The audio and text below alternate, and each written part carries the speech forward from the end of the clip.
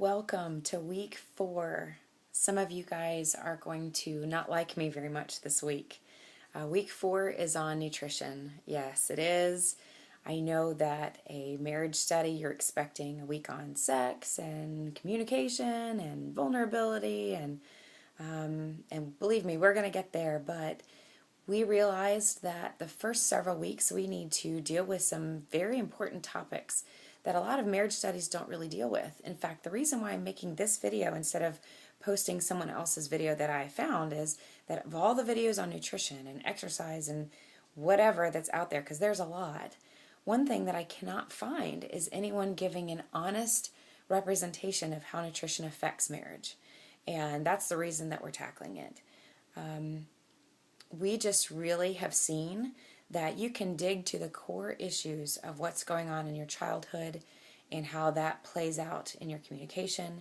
You can talk about resentments and you can talk about things that you've done wrong in the past. There's so many things that we could talk about, but if we're not dealing with the basic issues of survival issues of food and shelter and sleep and some of those things that are crucial to your brain functioning well,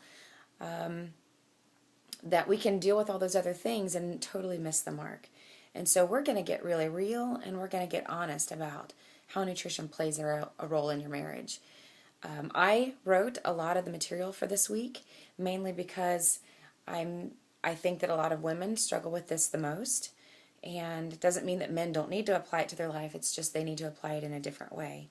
But women struggle with this. I've struggled with this. It's a battle that we all face, whether we are young or old or what size we are. It's all about, can I keep myself healthy for the sake of myself and keep myself healthy for the sake of my marriage, because I've got another person in my life who enjoys me and wants to spend time with me, and so they're going to have feelings about me and how healthy I am, and that also plays a role in attraction. So let's be real with that yes, we are attracted to each other's hearts and personalities, but if nutrition leaves your mind sluggish and with blood sugar issues and fatigue and self-image issues and insecurity, that is going to play a huge role in how vulnerable and safe and how connected you are with your spouse.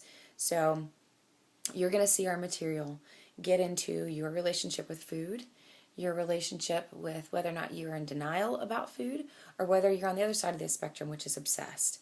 And so we want to hit all audiences on this, because there are some of you who have done nothing in way of changing your eating and changing your active lifestyle, and that's wreaking havoc in your own life and in your marriage and in your family.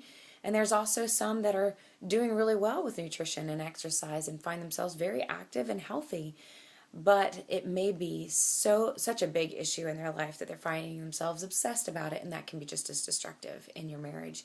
So we want to take a look at both sides of that. Either way, it's not balanced. Either you're ignoring the problem completely, or you're obsessed about yourself or about food, which is still thinking about yourself, and that takes you away from your marriage and your family as well.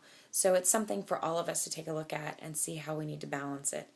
I'm going to give a forewarning that for some of you, you're going to experience guilt and shame as you go through the material. I want to encourage you the difference between guilt and shame. Are you ready? Because here it is. Guilt means I made a mistake. It is a very productive feeling for you to feel. If you have made a mistake, you can do something with that. You can own it. You can make changes in your life and move forward. It's very productive. Shame, on the other hand, is I am a mistake. It's all about me again, and it's completely not productive. It's not going to move you anywhere other than keeping you in a pit of despair that is completely leaves you immovable. And we don't want you there, and that's not going to help your marriage. We want you to feel challenged, to feel guilt if you need to feel it, but guilt in a way that you move forward and you do something, whatever that is. We're not going to advocate a diet or a program or a book specifically. We may give a few that we found that are pretty healthy, but we're not going to advocate any one thing because, like we said before, we want you to start simply, but simply start. We're not going to do the work for you as far as researching what you want to try, because lots of you are in different areas on this. Some of you need to start at the very beginning and go to your doctor or nutritionist and ask them, what's my first baby step that I need to take? And that baby step will be big enough. Others of you are completely educated on nutrition and exercise, and it may be about, do you need to take a step back and balance it in your life and not obsess about whether or not you got that workout in or whether you ate right on that meal. So either way, we want you to do something. Start simply, but simply start. But not entertain feelings of shame, and if you feel them come up, quickly change them to guilt and action if you need to. But otherwise, be brave, be courageous, walk into this material with honesty, and be ready to be self-aware about what's going on in your life, and have that honest conversation with your spouse about, how does this look in our marriage? How do I make you feel if I'm in denial or if I'm obsessed about this issue? And open up and allow your spouse to talk to you, and you'll also find that your spouse will want to hear from you as well. So either way, it will bring you connected times, and you'll feel intimacy, and you'll feel vulnerable with each other, and that's the goal. The goal is to feel close, connected, and safe with each other, regardless of where you're at, because it's not about perfection.